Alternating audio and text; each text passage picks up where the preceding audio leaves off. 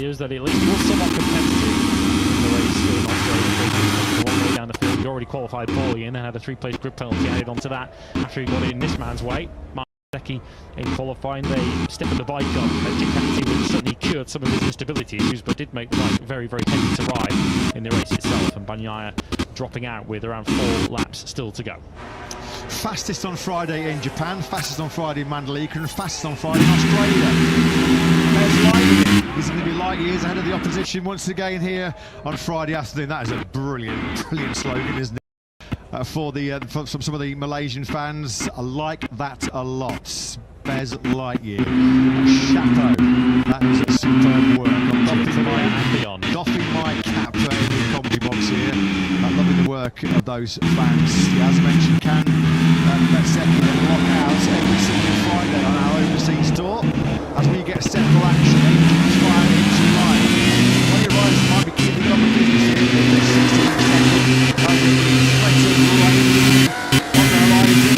Might see just a few banker early time attacks lodged here.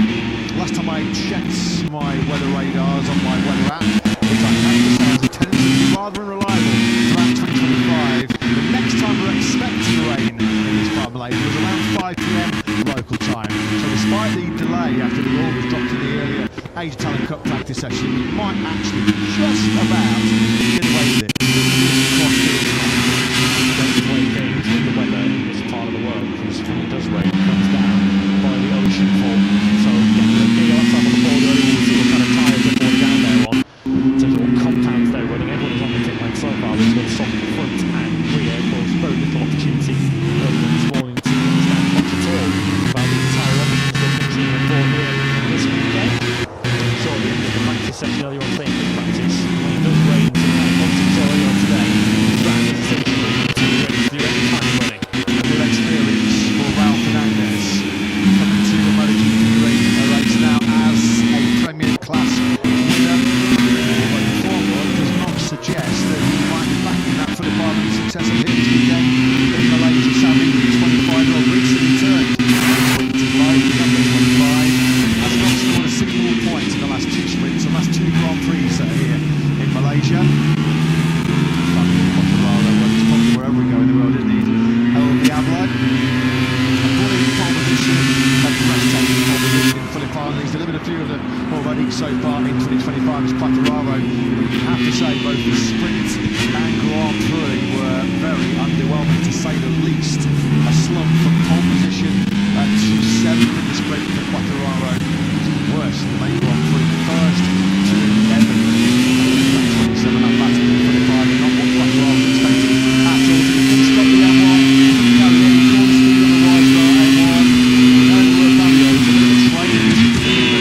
Treadmill fanatic, isn't he?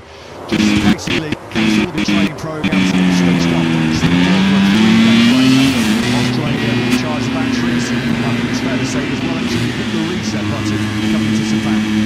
17 seconds behind at the checkered flag last time out. Some heavy issues or just a delay getting underway. Looks like the latter four catching on the box, so we'll join the action very shortly. But every single rider now, with me about to complete the grid, have gone out there, soft front, soft rear tyres. Session as always, top 10 at the end of it, then place into qualifying 2. 1903 winner here in past is Joan Mir. Recorded his 10th winner of that incredible 2017 campaign. His form as MotoGP has not scored a point in Sepang since 2019 DNFs in the last 2 years, and a rapidly increasing DNF tally in 2025 was added to, unfortunately, last time out in Phillip Island for me. Struggled big time with some ballooning front tyre temperature issues, and unfortunately Australia is 12 DNF, 19 Grand Prix across his HRC career now. Joan Mir, 43 DNFs at HRC. Pedro Acosta made a very big mistake this morning in the try after one section, and he had made a carbon mistake when he stayed on the same corner. Very early on then, Acosta has dropped the ball on the factory KTM. And he wasn't exactly put together for running either. Another front end wash out and slow airfield for Acosta, so that is 2 conditions. Fortunately, he is now back up and running. Yeah, he's gone back 80 miles since 16 and back upright and heading back to the pits. Now, we just mentioned it with Aleix Espargaro's hoppered over from the European base in Andorra. Of course, doing so much sterling work behind the scenes to get the Honda RT213V competitive. I'd like to say Aleix joined Jack down in the lane. Good afternoon, guys. Yeah, good afternoon to everybody from, thankfully, a dry pit lane for now. As you say, Aleix, I think you only arrived in Malaysia this morning, am I right? So, how's the jet lag managing to survive so far? Yeah, this is my third visit in Malaysia in the last 3 weeks, and still a few more coming. So yeah, obviously we have a very busy testing program. I will test next week, so I decided just to come a bit earlier and to stay with the guys in the garage, you know, to keep learning and to understand how is the weekend for them. So like this, I can test better, and obviously it's always good to hear from you in live from the factory rider. As you say, you've done many laps here over the past month or so. I imagine that gives Honda a great opportunity this weekend. From the laps you've done on this updated RC213V, do you think the guys can be competitive? Yeah, for sure. I mean, hopefully they can be competitive as they did in the last races. I mean, from Japan we saw very competitive, both bikes on top always. We are missing some more podiums, but I think Joan and Luca are very strong. Especially Luca is always there in every session, so I think it's clear the progress that we have made. And yeah, this track I think suits quite good the Honda. During the test was good. They had a lot of info, so hopefully they can. It's good for them, and they can do a good race. From the start of the year when we were last in February to now, it feels like this bike has taken a huge leap forward. I mean, look at how competitive it is now compared to where they were at the start of the year. You must be really proud of all the work that everyone has been doing behind the sces. Yeah, a lot. I'm very proud. When I arrived here, I knew that this was a big brand, but it was a bit of chaos, you know. So from the beginning, we did a solid job. I have to say that this team is really competitive, more than what I expect. And Joan and Luca are very motivated. When you see that the results are coming and the bike is improving, also the riders, you know, can push a little bit more. And I think it's clear, you know, the target is to win races. And at the beginning of the season, it looked like a dream, but now we can touch with the hand, we can touch with the finger, and hopefully next year it's going to be even better. Just finally, you mentioned you're going to be back here for another test before the end of the year. What else have you got planned up until the close of 2025? Still many things. There is a couple of setting items for both the riders that they want me to test, and also new parts. 26 is around the corner, so basically we are starting already to test with the 26 bikes, and it's promising. I have to say that the bike is very competitive, and hopefully we can see it soon. Thanks, Aleix. Great to see you here. Thank you.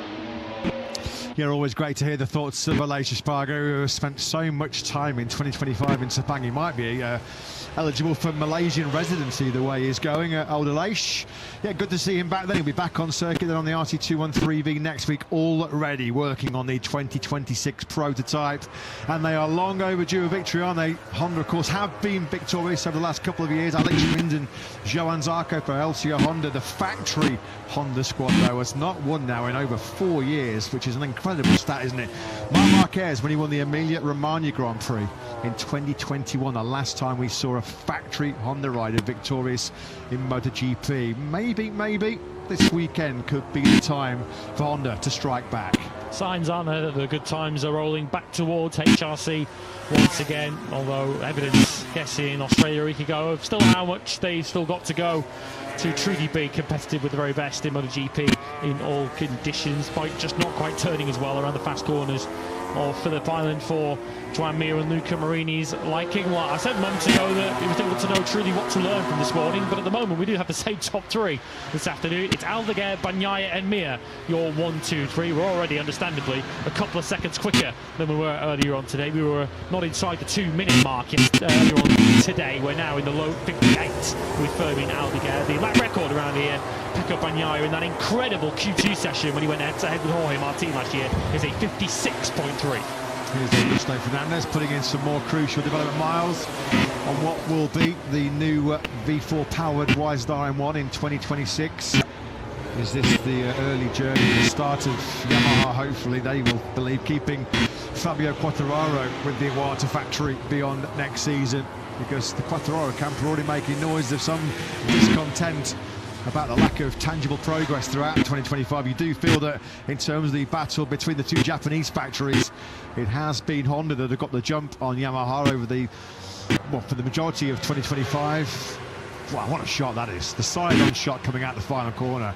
That gives you such an incredible insight into the sort of ride height devices, picking up the acceleration grip out of that final corner. Incredible that, wasn't it, to see how low that V4 engine was, well, the V4 powered M1 was sitting on that rear tyre. How's Augusto getting on at the moment? A 2:00.779. He's picked up 2.2 seconds. Of course, one rider's been doing so much work on the V4 behind the scenes, as well as Andrea Dovizioso, who was part of that race 10 years ago, back in 2015. He wasn't actually too far behind that battle between 93 and 46, although when he was asked about it in a special documentary that's been released this week, Sepang Clash, which you can catch across all of our social media channels, I think he took the Fifth Amendment, didn't he, Dobby? He was like, I'm not getting involved.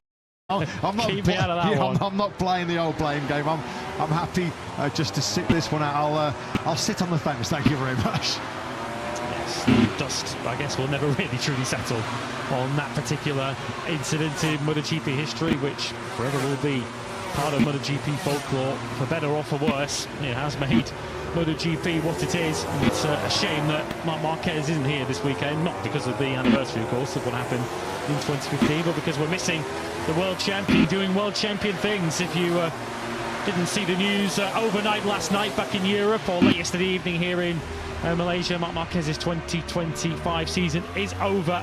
Of course, after the lap 1 collision with Marco Bezzecchi and the damage to his shoulder in Indonesia, there was some faint hope that we might see Marc Marquez before 2025 was over. Those faint hopes were extinguished yesterday. We won't see Marc Marquez in Portimao or in Valencia, nor at the Grand Prix, nor in the test, with Nicolo Bulega potentially lined up to take his place. February the 3rd, 2026 is the next time we'll see Marc Marquez turn a wheel in anger on a factory Ducati. The latest news from Ducati and from the 93 himself was, and from his medical team in Madrid, he has to have a further 4-week period of immobilisation on that right arm, and it's going to be another long and painstaking winter rehab as far as the 32-year-old Spaniard is concerned. Nobody knows, do they, more about the highs and lows of Grand Prix motorcycle racing than Marc. But wow, you'd have to have a heart of stone to not feel sorry for him 7 days after winning that elusive 9th world title, 7th in MotoGP, cleaned out through no fault of his own in that Mandalika battle. And now, as we mentioned, facing yet another long off-season recovery, as Fabio Quattraro once again looking a little bit agitated, a little bit frustrated. Yeah, testing in pre-season went very well for Yamaha here, and then they went to Buriram, and Fabio Quattraro realised that perhaps the Yamaha wasn't as strong and competitive as he thought at the end of a week's load of testing here, where of course they ran into shakedown, and then of course did 3 days of pre-season testing. They ended up as the nearest challenger to Ducati at the end of that test. That of course has since changed, with Aprilia really stepping forward as the nearest challengers to the Bologna Bullets. And what is the leading Aprilia doing at the moment in this session? It's Marco Bezzecchi in 7th place on a 1:58.912. The only Aprilia up inside the top 10 at the moment. Said it earlier on this weekend in Gear Up, and said it earlier on this morning too. If Aprilia are competitive versus Ducati here, then we know their challenge is serious. Well, one thing that Fabio Quattraro and co at Yamaha have been begging for, they've been pleading for this V4 to deliver, is a few ponies, a bit of horsepower. Now, we know in the early part of this development process, it hasn't exactly been a massive step forward in that department. Just having a look at the speed charts here, as the Somkiat Chantra goes into the gravel trap at turn 15. Augusto Fernandez on the V4 M1 is actually the slowest bike through the speed traps. Just for reference, he's 10k down on what we know is a rocket ship KTM, which at the moment is leading the way in the hands of Bastianini. 336.4 kilometres. KTM has blitzed the speed gun. Augusto Fernandez over 10k's down on that V4 Yamaha. 326.2 kilometres an hour. Now, Yamaha promised, as this development process continues, it's very much an ongoing process, that they will be able to add more horsepower to that V4. and based on the evidence we saw in Misano and so far here in Sepang, they're going to need it. Yeah, and it would appear as well that they're perhaps not running the current iteration, the current engine at its maximum capability either for reliability purposes. You might recall back in Misano, one of those V4s did expire on Augusto Fernandez's bike. He had some mechanical issues through the weekend, in addition to a crash or two as well, whilst testing that motorcycle. It's a very different challenge, very different program, running the motorcycle in competitive race conditions. When you have the benefit of testing, you can do exactly what you want. You're not focused on the actual track sessions. Of course, you've got more track time available to you over a course of a full day, rather than perhaps 2:45 or a 45 or 60-minute session as we have on a Friday in MotoGP. So it's a very different challenge that you're faced with from within the box, in terms of the changes you make to the bike, in terms of the general program for a session, from a competitive session, than you would have on a race weekend. So certainly more to come from that V4, but they need to put it through its paces in these kind of scenarios, around these kind of circuits, to truly understand what that bike is capable of. I still want to see 10Ks down through the speed charts on what is a brand new concept motorcycle, designed for one key reason: to have a whole more top speed and horsepower. Yellow flags out in sector 4. We'll go down to Jack very, very shortly. We'll try and find out who is off circuit in that final corner at turn 15. It's obviously just a run off, because the yellow flags have quickly cleared, as you can see on the graphic. Jack and Fabio Quartararo update, because he didn't look too happy with life when he came back into the garage. Yeah, and that's putting it kindly as well. An incredibly exasperated Fabio Quartararo in the back of the box. He was for a solid 2 minutes just talking through the track map and describing every single problem he's having. He was not happy in any way whatsoever. He took his headphones off, threw them off to the right-hand side, and rider coach Julian Simon had to come in and almost calm him down to say, look, there's still 45 minutes of this session remaining. All is not lost just yet, but you can just tell there's real tension, real frustration with Quartararo. Any opportunity when it comes to speak to us lately, and he's piling the pressure on Yamaha to say, you have to come up with a solid motorcycle for me in November at the Valencia test, when we're back here in February. Otherwise, I'm going to explore other avenues. It feels as though Yamaha are fighting a losing battle to try and keep Quartararo on side at the moment, even despite their efforts with this new V4. Thanks very much, Jack, for those observations outside the factory. Yamaha garage is an enormous amount of pressure on those wide range wheels. Led, of course, now by Max Carter leading the podium from the factory, the Apexward, the solo right-hand man, to Gigi Molina in the Bordeaux Panigale factory garage. Yeah, the pressure on the building day by day. As a lot of frustrations come to the surface. Once again, they don't have much time today to convince Fabio Quartararo. There'll be a lot of intelligent riding to get some business done early in 2026, as we look towards the new 856 engine capacity era and the new 20 tyre era in 2027. Yamaha's got to crack on with this. They have to show something very early, well, in the latter part of 2025 and early in 2026, if they're going to do anything to convince Quartararo to stay, because he's made no bones about it. He's going to be having to clear off and find another opportunity if that's required. Valencia test is 25 days away. You feel that that is a crucial day. As Fabio Quartararo on one side, so tactical progress on board that line 4 and 1. Of course, we look across to the jumping his way into turn number 1. Mia currently the nearest challenger to your pace setter, Fermi Aldeguet. That's how you save the rear tyre in Sepang. That's not how you're supposed to stop a MotoGP bike, Joanne. Ideally, you want the rear tyre helping you stop with the front tire as well as you break into that first corner. Yeah, HRC, Mia's crew. Look at the smile as they look up at the big screen inside the Honda garage. Short track wrestling, that's RC200, that sensational podium we were taking a few weeks ago. He really does wring the neck of that Honda. There's Pedro Acosta then. He's back out on circuit after his early tip-off at turn 9. Yet to see a lap time registered by the Spaniard. Of course, 23 riders on circuit at this weekend. Fernandez, for Yamaha. We are sadly missing Maverick Vinales, Roy Martin and Marc Marquez. Well, as was the case in 25 the last time out, they are all replaced by Ducati, Renzo Salvadori and Aprilia. Paul Espargaro doing a brilliant job once again, standing in for Maverick Vinales. Paul Espargaro once again sticking those in that fight with a top 10 and the part-time racer. Paul Spa Grade, the fastest team in the world, and once again inside that top 10. Play last Friday for the title and that could still change as we go through the afternoon. Salvador, of course, the very busy test rider, perhaps not as much time racing this year's testing, of course, with the various injuries that Jorge Martinez had. Salvador hasn't escaped the injury curse either. Of course, he had that big crash, the front end stoppage he performed, trying to avoid Brad Binder in qualifying 1 last weekend. And let's say that Salvador was racing quite imminent pain on the Sunday afternoon in Philippines. He could eventually get himself to checkered flag in season race, but in quite a bit of pain while doing so. Never had a top 6 in the Malaysian Grand Prix previously. Sure that record is most likely to change here this weekend. Marco Bezzecchi has anything to say about it. Likewise, Ralph Fernandez, the Australian Grand Prix winner. Well, 2 riders at the moment, or 3 riders really, are catching the eye, aren't we? It's the same top 3 from this morning, and a slightly different order. Fermin Aldeguer, though, he really is cashing in on the 60 days of testing he had here pre-season. Also, he's eligible for the rookies test, and then took part in the full 3-day official test here in Sepang.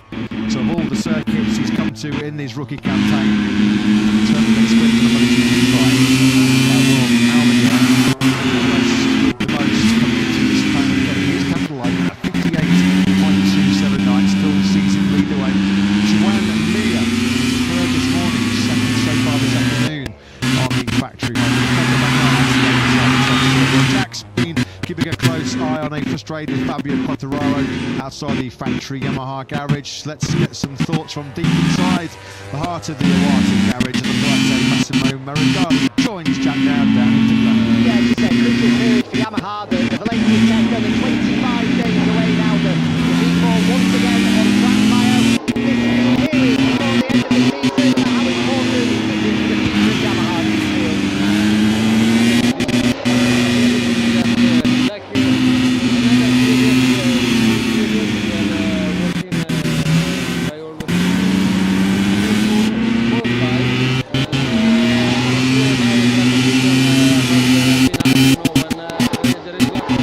For us,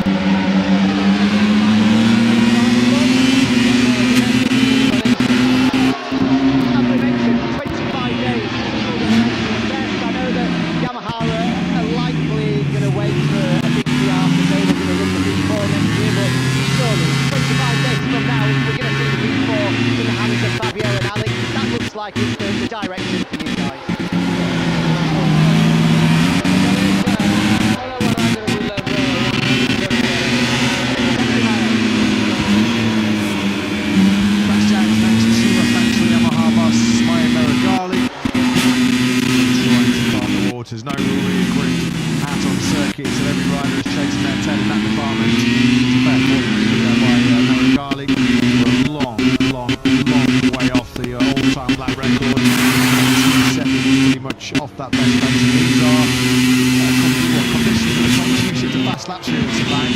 With this heavy cloud cover, it's probably about as cool as it's going to get in Malaysia. So coming yesterday, building to this 20th round of 2025 as we pick up Bagnaia.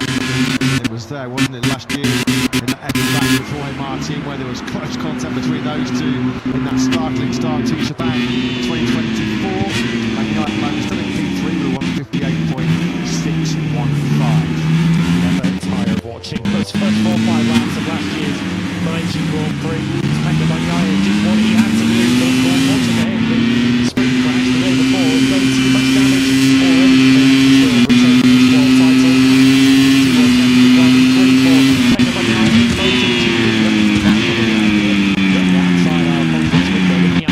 Circuit. There is some cloud cover, some black clouds that we did see come over the circuit early on this morning. We've got that monsoon on our heads, just hoping, looking at where the clouds are at the moment to the distance, that they might just pass around the back of the circuit. If they do hit the circuit, they're going to hit around turns 7 and 8.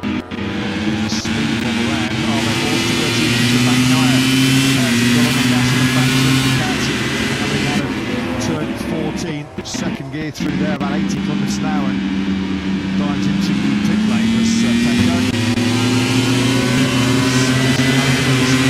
Soft rear running here eventually. Like I'm sure so many of us in and out of the paddock are just wondering what on earth is going on with Bagnaia, particularly on this flyway sequence. Rosano was a bit of a ballet boy who had done the overseas tour. Tavy, well, that's Mandalay and Australia have been absolute disasters as far as the 63 is concerned. Comes back down into the seats alongside Christian Gavarini. With that 25 the distance, you do wonder whether of this session we might get some early time attacks coming in. There's the wobble. There is the big speed wall. Of course, we saw it very dramatically and very publicly for Bagnaia and Ducati in the warming session through Grand Prix in Australia last weekend. Now, this is something that has been talking constantly about over the last few weeks. I think Pecco, in some respects, would have been fairly happy that he had that moment, the big wobble down the straight in Filipari, because he was like, well, there you go. That's the crystal clear proof of what I've been talking about for so many weeks. So, yeah, another big head shake, another big speed wobble. He got the gas out of 40. Well, there's certainly an extreme version of it already. Rather experimental setup is not from the desired results for Bagnaia on that particular occasion. Amongst some of the instability here, he's quick. Third quickest at the moment on 158.6. Pedro Acosta looks to get his session finally up and running after a crash at turn 9 early on. Acosta just on the fringes at the top 10 now, just behind his fellow KTM colleague, Thomas Bargara. He's had a couple of very early crashes in both sessions, hasn't he, Acosta? Maybe just a little bit too aggressive before the tyres have gone to a working temperature. There's an in-lapping coming for the 21-year-old. And remembering, of course, the big flag international circuit for Acosta. A couple of years later, the second place, so crowning the youngest ever MotoGP World Champion. If you fast forward 2 years later, we can anticipate a scenario where Acosta is still to break his victory duck in MotoGP as more adjustments go on the front end of Bagnaia's factory Ducati. I'm not sure really if any parts, components or setups that Ducati haven't tried to find a solution to Bagnaia's front end woes. Every time you come back at the principles, we're focused in on it. So you must imagine how it must feel if you're Christian Gavarini, Gigi Marino, anyone in Pecco's side of the box when he sits down in his chair. You're happy when he's every word, just hoping that he's essentially positive about the Ducati that he's riding at the 2024 record. One of his factory Ducatis. Of course, he did one of his factory Ducatis last weekend that really worked. One bike didn't behave, the other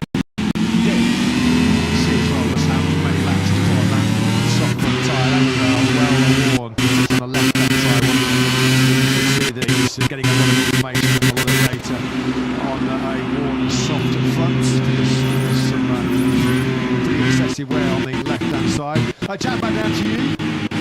Yeah, Bagnaia, we saw this morning, we spoke about the fact that he was doing those back-to-back testing. 25 and 24 today. Looked as though he's gone back to 24 for this afternoon, but clearly hasn't all of them. Although, as you pointed out, he's third in the standings, but I think has referenced this throughout the year, that it comes to the point where the motorcycle isn't going to be perfect. It's down to you, Pecco, just to go out there and do the business. He's third on the standings, so it's not a terrible statement there. Third at the moment, thanks Jack. Third and just over 3 tenths behind Fermin Allier, who has been flying so far here on day one in Sepang. Looking to rebound from a pretty miserable Phillip Island experience for Allier after the highs, a couple of highs at Mandalika, where he came out second in his ever MotoGP winner. To a rather frustrating and underwhelming Australian Grand Prix, certainly was caused, if that helps, by an errant Ducati GT24, which at times didn't even know where it was around Phillip Island, as there was no gremlin that seemed to have got in the electronic system for Allier.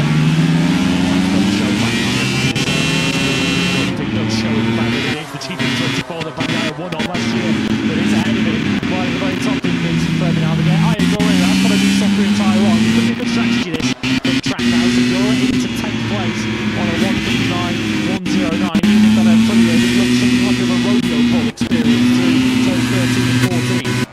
Get the glory, that was the flags that were waving proudly in Buram last year when Ayagura crowned the 2 World Championship in 2024. Well, day that was for the Japanese rider, first Japanese rider to win a Grand Prix title since 2009.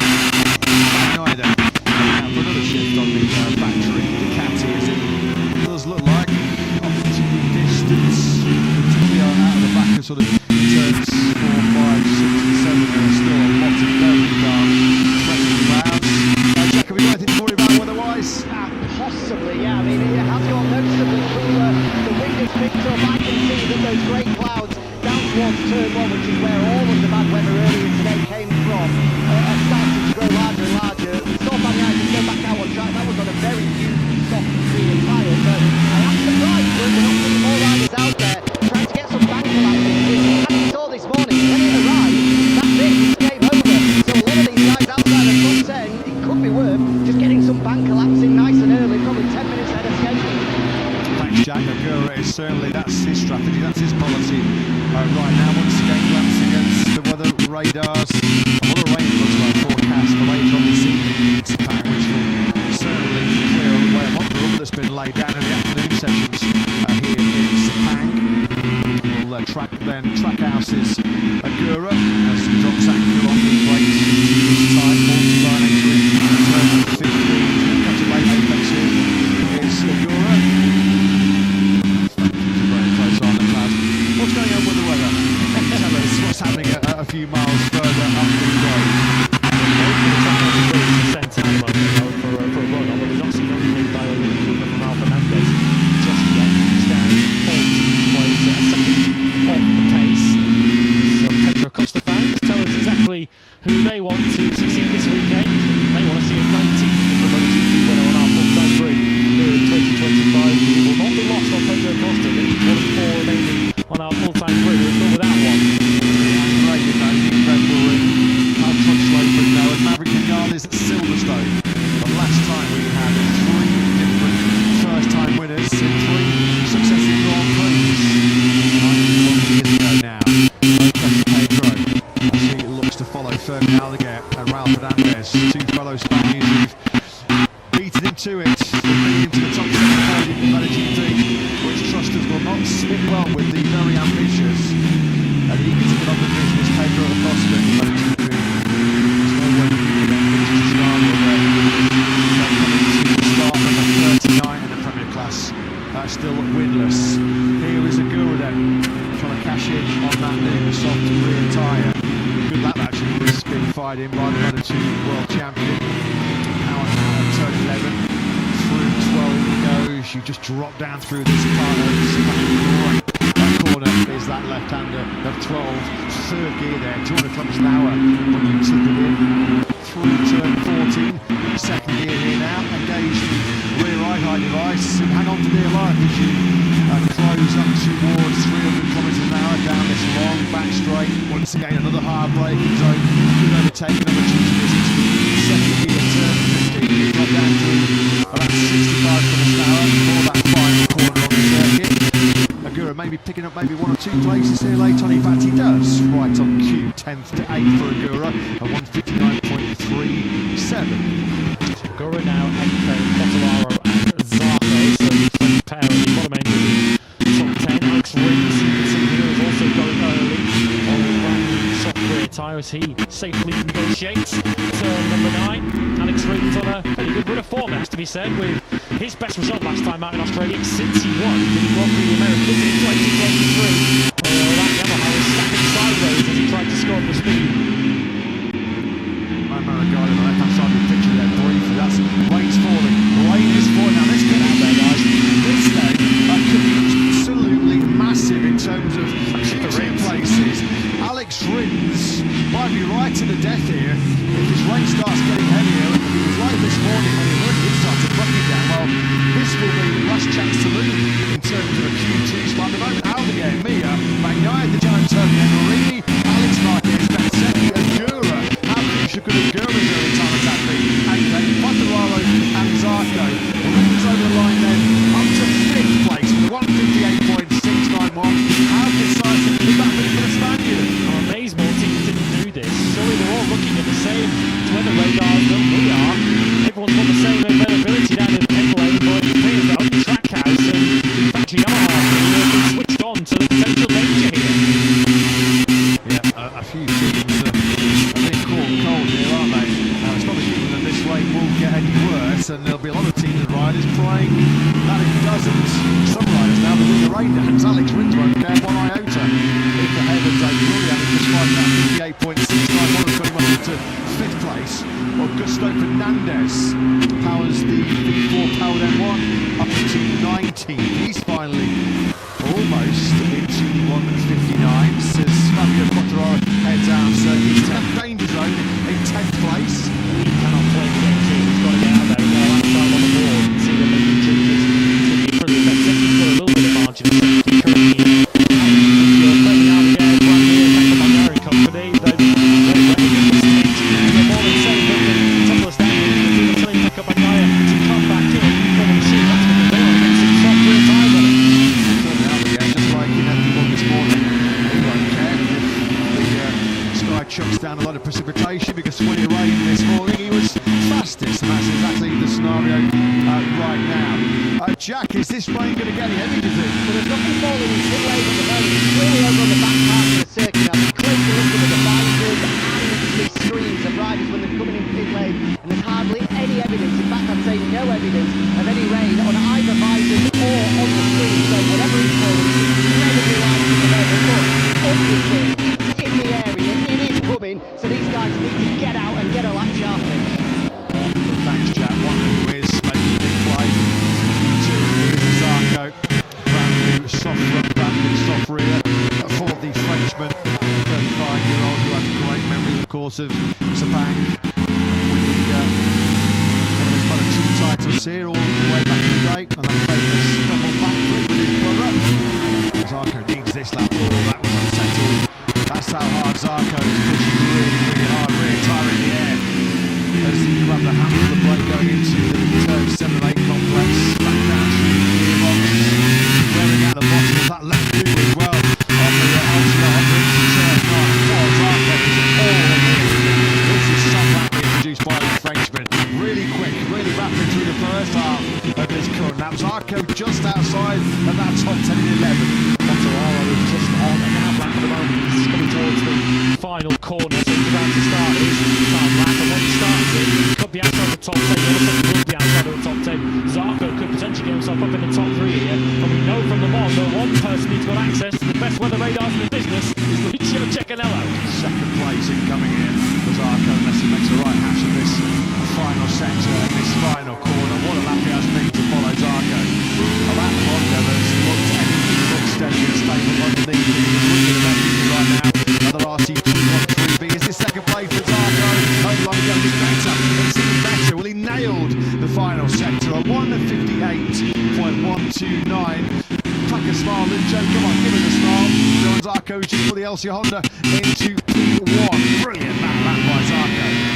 So Fabio Quartararo now needs to respond, and he is responding. Fastest first sector for the Frenchman, who's now down to 11th place, and he would then bump Agura back out. So Agura's strategy works for the time being, but that Pogba a minute or two too early down there at track now. Quartararo now into the heart of turn 7 and 8. Marini, Morbidelli, Salvadori, Binder, Mia, Acosta, Espargaro, Antonio, Bagnaia, Bezzecchi and Agura all still in the pit. So we know Agura has only had one crack at a time attack. So a lot of those riders who were just waiting to venture out for their first attacks on soft tyres. Quartararo is asking for a whole host of power on the throttle coming out of turn 9 there. At the moment on the rear one there for the Frenchman out of turn 9. We could very shortly have a French one in Sepang. Drops down through 12 and 13 with his longer radius right under the 14. Now it's all about picking up the drive grip, getting on the fat part of the tyre and powering down this back straight. Quartararo at the moment on course to be deposing Zarco. 158.129 is his compactness benchmark right now as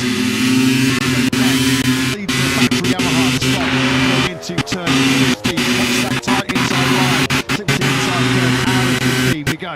Quartararo, surely it's a French one. Here it is. Quartararo leads 158.113. He leads Zarco. So Quartararo, Zarco, Aldier, Mia, your top four. So Bagnaia now down to 5th. Rins his early flyer and now put in 7th. Well, Acosta leave pit lane, and Alex Marquez has dropped his Ducati at turn 2. Alex Marquez has just started his first flying lap on a soft rear tyre. He won't make it very far. Now not leave lane. He's already right on the cusp of the back end of that top 10 in 9th place. Is Alex Marquez. Right on the racing line there. Yeah, so be careful here. Turn 2, little front end wash out as he's through that Brazilian Ducati onto his left hand side. We saw Acosta go down in similar fashion right at the beginning of F1 this morning. Alex had just taken the power back in, just asking the throttle there. Was that taking a little bit of weight off the front end. He's been able to get the 73 Ducati going once again, although it looks like something's dangling off the left side. While the eye is on here, Alex Marquez 9. Come back up pit lane and jump on his number 2 bike and try again on that one. When he does that, he might be out of the top 10 here. We've got Oliveira improving. He's up the road now into the final corner. This could be close with Bezzecchi, who is currently in 10th place. Benz is on an outlap, so he's about to start his first time attack of the accident. What can Oliveira do? Yamaha only up into 13th place. 2 crashes on day 1 for Acosta, 2 crashes on day 1 now for Alex Marquez. We're riding on board with Phillip Island winner Raul Fernandez. I think like this feels like it's coming in from Fernandez. It is 16th to 5th. He jumps up 11 places on the standings, a 158.581 from Raul. So at the moment we've got once again one representative from the track now, Scott Hendry in Q2, not too far behind in 12th place is Agura. Love that short shifting through the gearbox. Drop down through the spectacular turn 3. You've got to be really managing the right hand side of that rear tyre over the full 20 laps here on Sunday. Heartbreaking then. Bit of a rise up then into turn 4. Colin Gray Vicioso describing turn 3 here as Sepang as his favourite corner on the entire calendar. Quite plenty of commitment and management of the throttle there as you're in 4th gear around 175 kilometres an hour. Well, Alex Marquez at the moment is really in a spot of bother here with that danger. He's been pushed back down to the 2 crashes on day 1. Let's get a Brazilian Ducati update from Jack. Yeah, they're getting number 2 bike prepared, but it's a nightmare 60 seconds because Benin Aldier came straight down pit lane at the end of his outlap as well. Complaining to Frankie Cal, getting all kinds of instability on the front end of the bike, and as a result, they're now prepping his number 2 machine as well. Aldier getting a dose of the Bagnaia at the moment with an unstable front end on the Ducati GP24. Thanks once again, as always, Jack. Good laps coming in here from Morbidelli and Antoine Mia. We're tracking with Gian Antonio and Espargaro over line. Thomas Espargaro has pulled another rubber out of the house. The Vinales injury replacement of 58.546 from Lucio. And Morbidelli and Mia are creaming their current. They're second now up into P5. More rain is coming and Morbidelli Morbidelli. Oh, he was really wide. Really wide there, wasn't he? Going through that turn of 15. That really has mucked up Morbidelli's last lap. Surely over on 16th to 8th. Oh, he lost 3/10 of a second and a little bit more, didn't he, there? Juan Mia. That's a little bit better, more cleaner. Through that final corner. Here could be heading with P1 here. He's already in 4th place with 158.408. Overline here goes. He does improve but stays in P4. So it's Rins and Marini who've now been turfed out of the top 10. And this could be a crucial 30 seconds in Pedro Acosta's Friday afternoon. He needs this lap back, but at the moment he's not projected to go into the top 10. It would be ditchier if he doesn't out of Acosta. He gets this final sector right as the rain starts to ever so slightly intensify. So are these the final seconds, final moments where a Q2 place can be rescued for Pedro Acosta? The 37 out of the final corner, turn 15. He's aiming at a 1:58.6. It's a 58.5 for Acosta, who moves into 6th. Yeah, and his teammate is in a whole world of pain. Brad Binder is nowhere. Binder is 23rd and last. Hasn't done a 59 so far in this afternoon session. Brad Binder does not need any additional rain in this practice session in Malaysia. He's down in last place at 2:00.24. Keep in mind, a Yamaha wildcard of Cristo Fernandez. Lots of rain on Marquez's procedure captain. He has crashed at precisely the wrong moment in this session. He's now back to 14th place on a 58.8. Clearly, number 2 bike isn't even ready to jump back on. Bagnaia back on pit lane. He is just about safe at the moment in 10th, 38 thousandths ahead of Fabio Di Gianantonio. Quartararo got in that early 158.113, still leads this session. It's a French 1-2 as it stands right now. Serving out again. Jack, what's going on? It seems to be like ever-changing conditions down in pit lane. Yeah, this light rain really starting to fall a lot heavier now, especially down the start-finish train on the running towards turn 1. You might be seeing a lot of guys losing time through that final sector, and that's because where the rain is at its heaviest. You've got to think with what, 14 minutes remaining of this one, either the wind picks up, which it is pretty strong, and it blows through. Otherwise, this is the end of it is going on track because conditions are worsening by the seconds. Yeah, we saw, thanks Jack, we saw, didn't we, the big mistake in that final sector by influenced by some of those rain spots, or was it just Frankie absolutely on the ragged edge? It's Frankie P1 actually at that stage, did Morbidelli, but it's still Quartararo in the box seat, 158.113. Nice good one anyway, we'll get back out on circuit, doesn't he? Valverde conducts the group with it's Fucci. Marquez might be forced back into a corner here to have to just go out and take the risk. He did say coming to this weekend that he might take a few more risks. Second in the World Championship is nearly secured. In fact, if he wins the sprint tomorrow afternoon, Alex Marquez will be assured of P2 in the World Championship. Well, he might have to ride in some very unfavourable conditions in just a moment. There's the 73 if he is to book a place in qualifying 2. Sepang falls to silence. Every single rider now is back in pit lane. Potentially here in Malaysia, as everybody, including myself and Lewis, are just glued with our eyes on the skies to see whether there is going to be any additional rain. Quartararo, Zarco, Aldeguer, Bensecchio, Costa, Spargaro, Fernandez, Morbidelli and Bagnaia in the top 10. And there is that rain. It is starting to fall heavier and heavier as our top 10 already been decided. Is it locked and loaded? Alex Marquez at the moment is standing there. He's trying to stop to the 10 of the riders sat in chairs, and he's unfortunately not in one at the moment. Bagnaia, as you can see on the screens, is the rider at risk. He might just have dodged the wrong bullet to exactly Bagnaia, who only was focusing on time attack. He was just doing his Friday afternoon homework. The rain has arrived just in the time for the 63. What do you think, Jack? We're going to get a what do you think looking at current conditions in the rain that this might be game over? The thing is, the rain is so light, it's like a light mist that's just sort of blowing across the start-finish straight, and with the track temperature being so red hot, I don't think it's going to be affecting grip levels, but it's the worst possible scenario for these riders. 10 minutes to go in a practice session, soft rear tyre on the back, rain on the visor, but they will be formed by the teams. Look at the track temp as it is, that rain is going to be evaporating as soon as it lands. You've got to go out and push. It truly is, as Jack Kerr likes to say, disengage brain, close your eyes and just hope for the best. Yeah, it feels like we could be coming up to another territory very, very soon. This is the reason why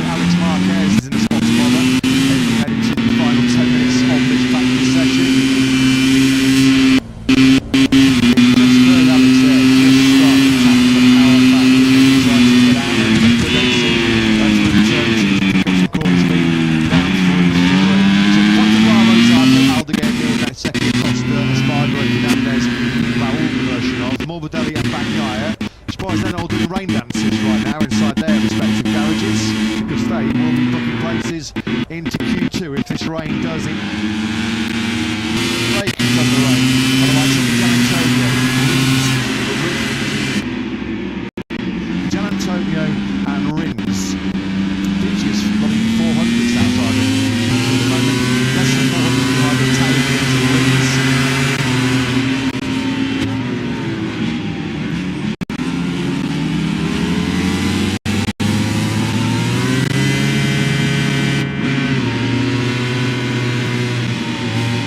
Running a 10th splitting Rins and Marini. Less than 300s then covered Marini and Alex Marquez.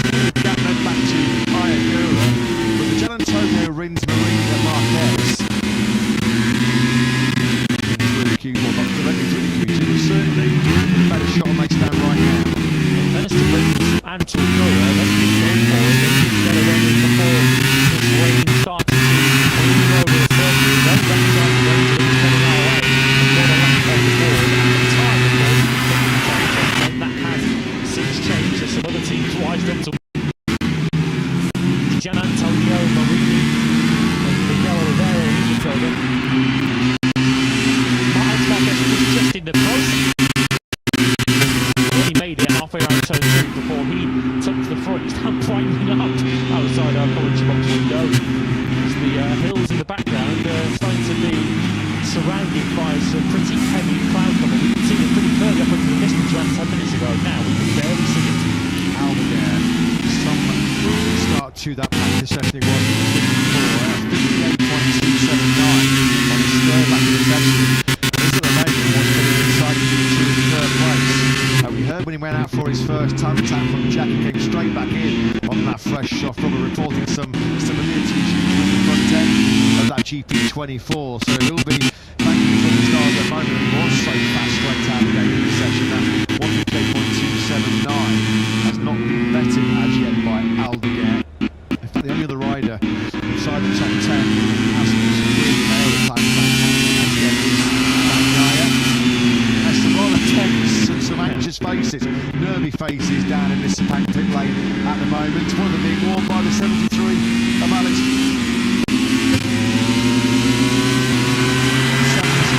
He won a crash at turn 2 when he started his first time attack. That leaves Alex in a bit of a vulnerable 14th place at the moment.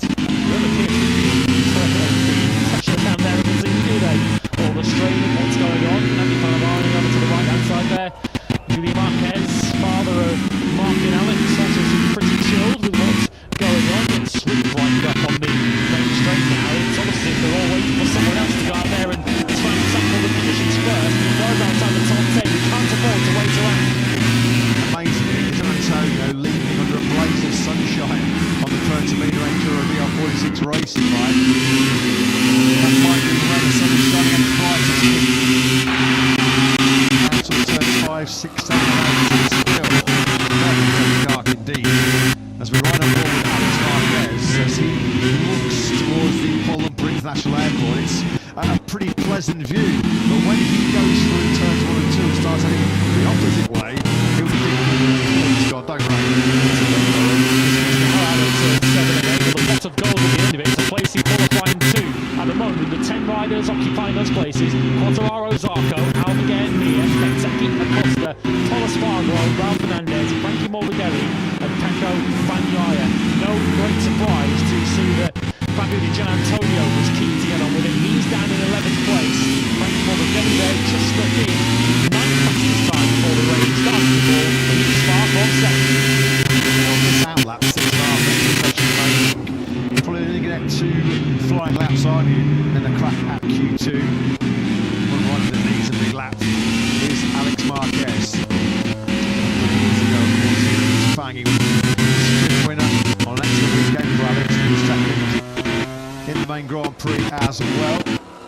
Of course, a second place here 6 years ago in 2019. Best day of Alex's career, and that secured him the PDS. Riders feel out of pit lane. But I think the certainly needs a big 5 minutes, 6 minutes or so. Still stuck down through that tricky, tight, gnarly second corner. Already caught out Acosta and Alex on day 1 here in Malaysia.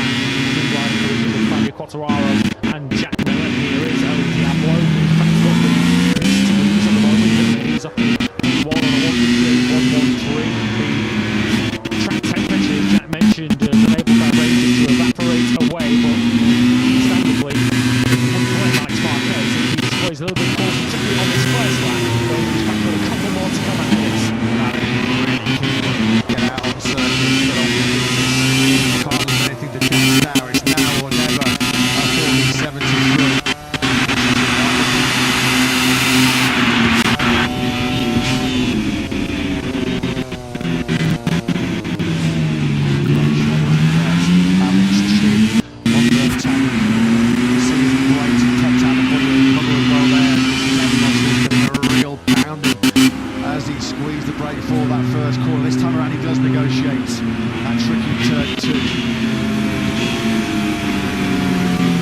The second off, Fabio Antonio was somewhat more cautious through that first sector as he explores conditions. He's the first rider on the road. Don't expect Jack Miller to be leaving much on the table in this final run. We've seen wetter conditions than this with Jack Miller on slick tyres and he's still rolling the dice. Fast as he needs to be through sector 1 is Alex. Let's check his progress now in sector 2. Tax hard into turn 7. So he got caught out this morning. A few spots of rain there on that. By Alex.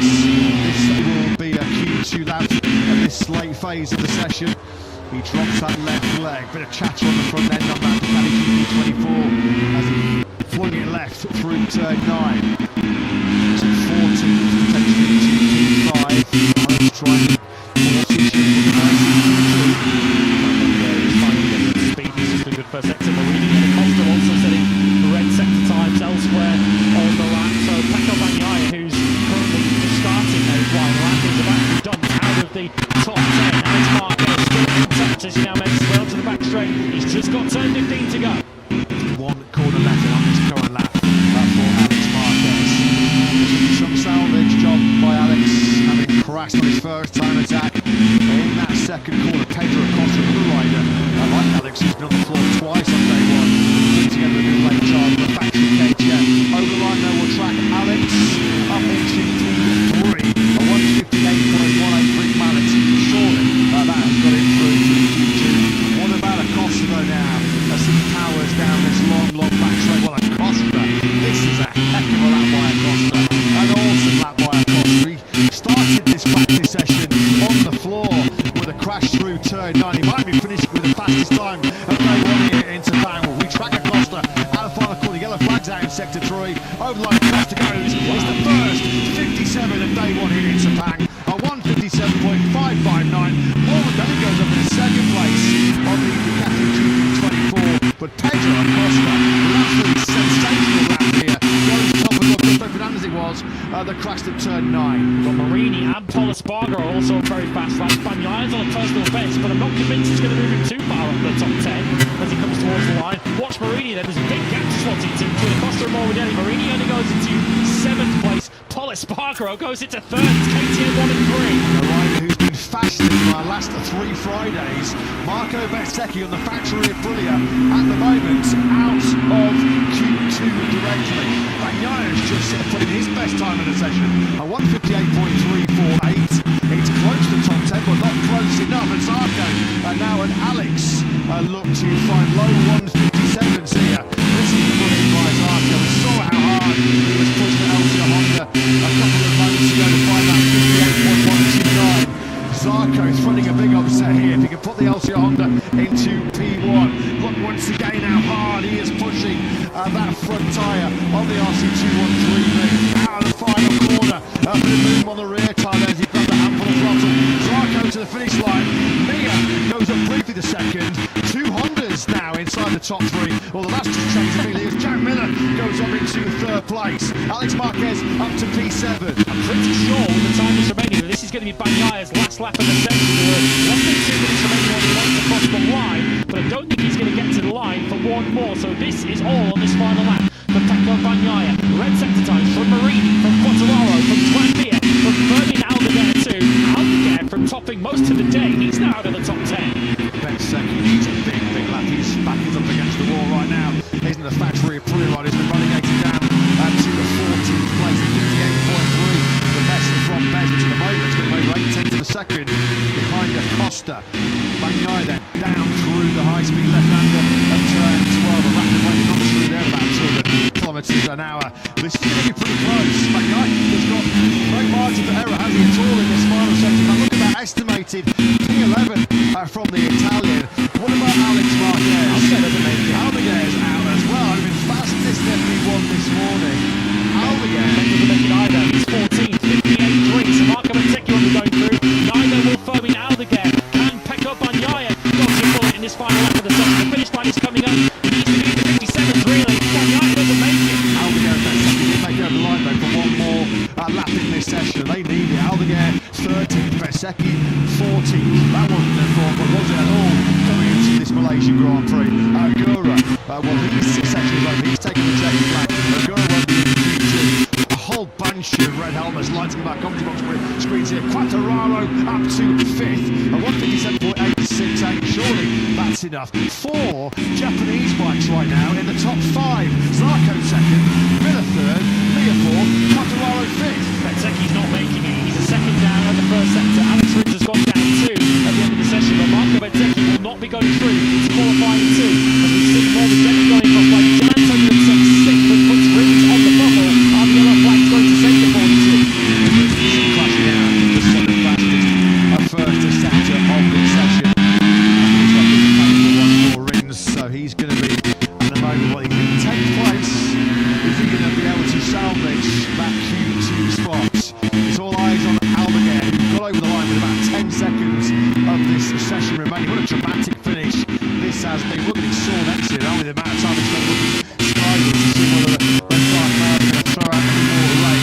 Almaguer then, well, I'll tell you what, he loses a whole chunk of time, doesn't he, in sector 3. There's Almaguer, that's where he's going to have to really polish his act overnight. 73 through, Almaguer struggling forward down 7, 58.041. We're going to track Almaguer then, Mandalika Grand Prix winner as he approaches the check flag at the end of this session. Is he in Q2 on low goes? No, he is not, and that gone to Marco Bezzecchi. Wow, Bagnaia, Almaguer and Bezzecchi, 3 racing been timed in tip-top form on our overseas sequence. Are they in Q1? Last weekend's winner Ralph Fernandez is also in Q1. He's 16th. Marini was bumped out in 11th place. He managed to find a good game 1, but that wasn't enough. KTM loving life today, aren't they? With Acosta, quickest, Polis Pargo also through in 9th place. Boys, have been a day of extreme, so Pedro Acosta, a clutch time, especially to the engine on top.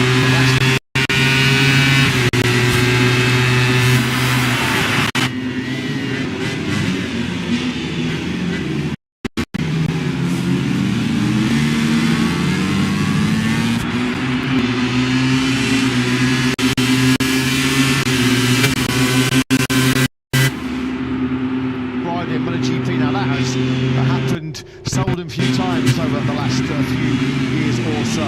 57.559, absolutely brilliant by Acosta.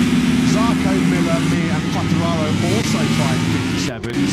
No Ducati then producing a sub-158 lap here this afternoon in Sepang as Frankie Morgan many lights on that rear tyre in the practice start zone. Morgan is safely through to Q2 in 7th, and Polis Pargo, Alex Martin 10 at the end of that practice session. Some Friday for Honda Yamaha. Well, that little shower that we had partway through the session kind of interrupted things for around 10 minutes, but pointedly set up a grandstand finish to that practice session. Fascinating to speak to the riders to understand just what went on in this final 5 minutes. Were some of them taking more risks than others? Some bikes just went faster than others in those final few minutes of the session because the field was turned on its head.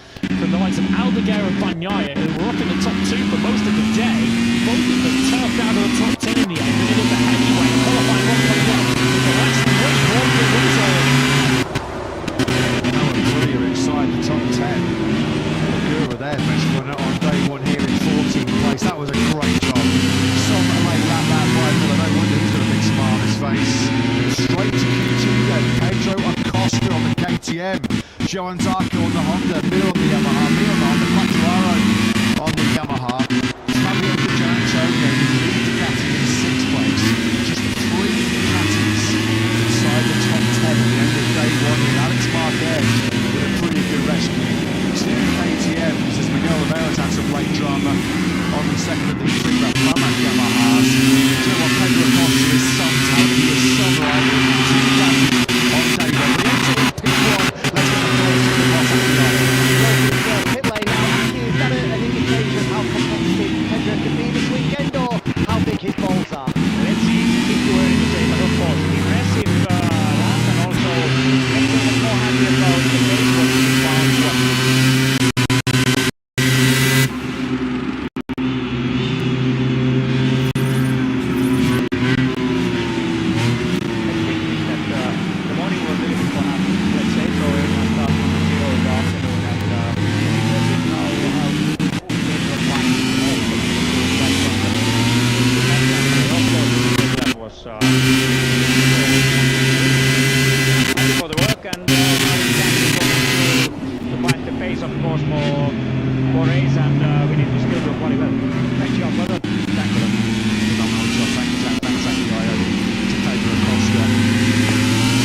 the start of this day one in Sepang. We had first time winners for Ferdinand again and Ralph Fernandez in our last 2 Grand Prix. It was over to Pedro Acosta to try and keep this incredible sequence going.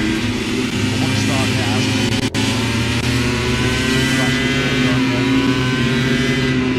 Some money to the marshals there who gave him some help too earlier in the day. That's some lap. What a lap by Acosta. He was tight to the top. You have to give credit as well to Zarco on the LCR Honda machine. He wasn't even 200s down. Oh. Whatever you're doing tomorrow, wherever you're watching in the world, make sure you tune in to Q1. Physical feature, Bagnaia, Aldeguer, Betzecchi, Ralph Fernandez. There's a bit of late rally from Brad Binder, who's done the majority of that practice session. We're in down in last place. We're in. I think they did claw his way back up into 17th for the 158.739. Something you're in the breathing almighty side of the league right now is Alex Rins. That 158.117 got Alex into Q2, and that's a real heavy one. You can see Alex is racing as he walks away from that crash. Down the hill into turn 5. The left-hander.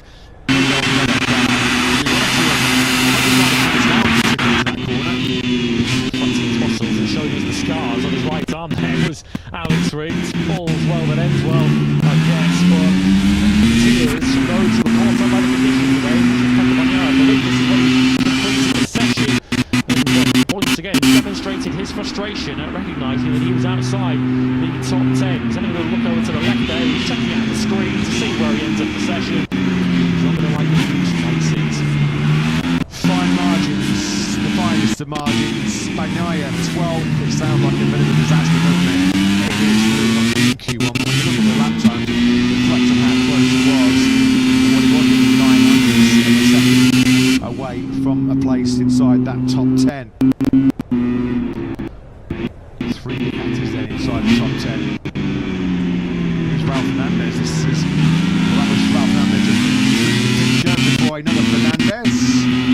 Taking some tarmac reluctantly here in Sepang as Augusto Fernandez just tips off of the V4 powered White Star M1. 59.9 was the best from Augusto in that session.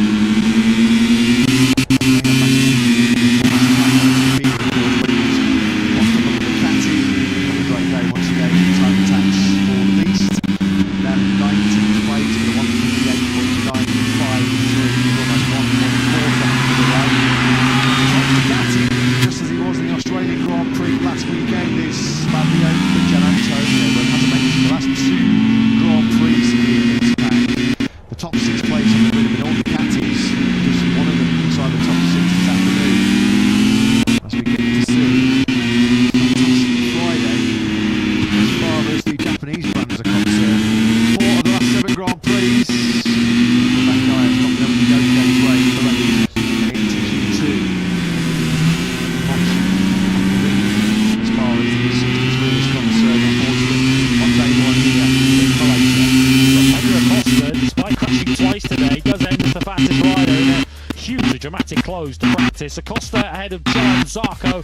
Jack Miller ensures that Yamaha have 2 places in the top 5, with Fabio Quartararo just behind Juan Mir. Fabio Di Gianantonio first Ducati, the R46 6th and 7th before the next. Ford Spargo points again straight to Q2.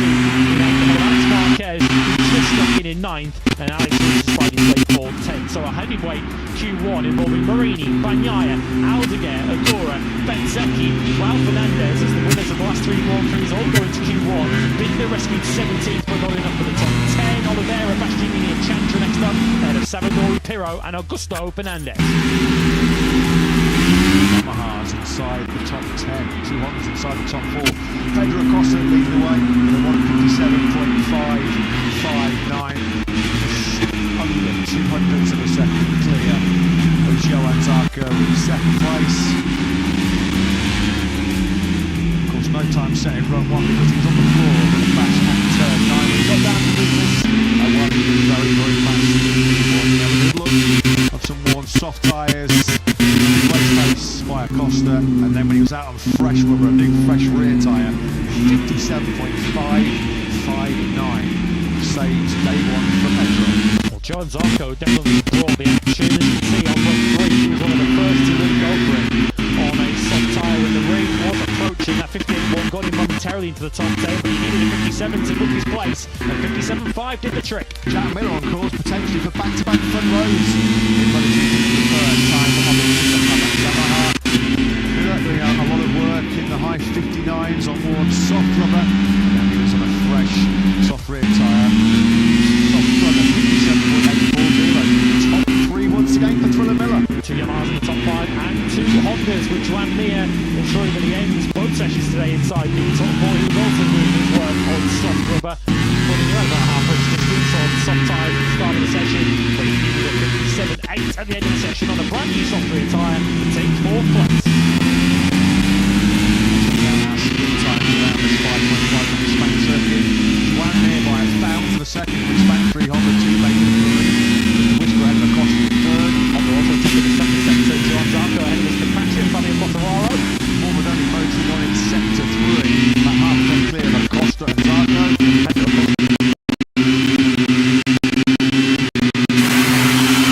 Destroying the final sector with Gordon Tempest hand over here and 2 seconds over the rest of the field.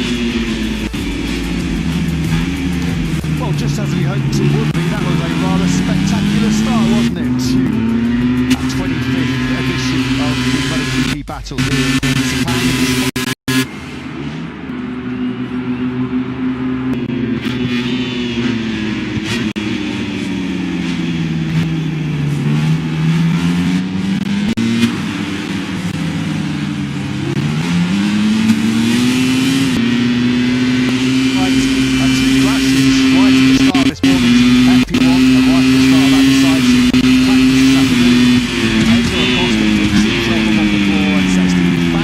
Time